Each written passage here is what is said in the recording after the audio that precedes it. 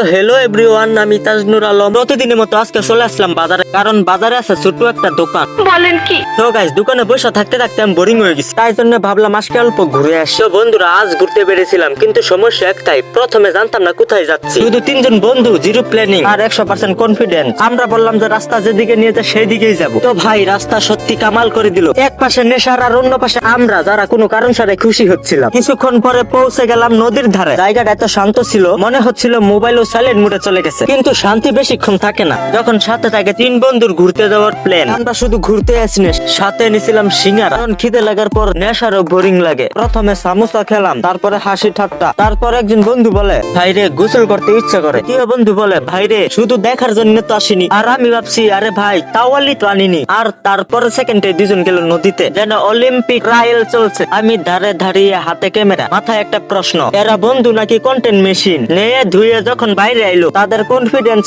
এমন যেন দুনিয়া জয় করে এসেছে। নদীর কিনারে ঘুরলাম একলা, দেখলাম না কোনো মহিলা। তারপর আমরা ভাবলাম, চলো ভাই বাড়ি যাই, না হলে মা ফোন করবে। বাড়ি ফেরার সময় শুধু একটা কথাই মনে হচ্ছিল, প্ল্যান জিরো হোক বা পয়সা কম হোক, কিন্তু বন্ধুত্ব থাকলে দিনটা পুরো পয়সা উসুল হয়। তো বন্ধুরা, এই ছোট্ট ব্লগটাকে যদি একটু হলেও ফানি লেগে থাকে, তাহলে লাইক মারো, সাবস্ক্রাইব করতে একদম ভুলবে না, আর কমেন্টে বলো নদীর দিনটা ভালো লেগেছে না সামোসাটা।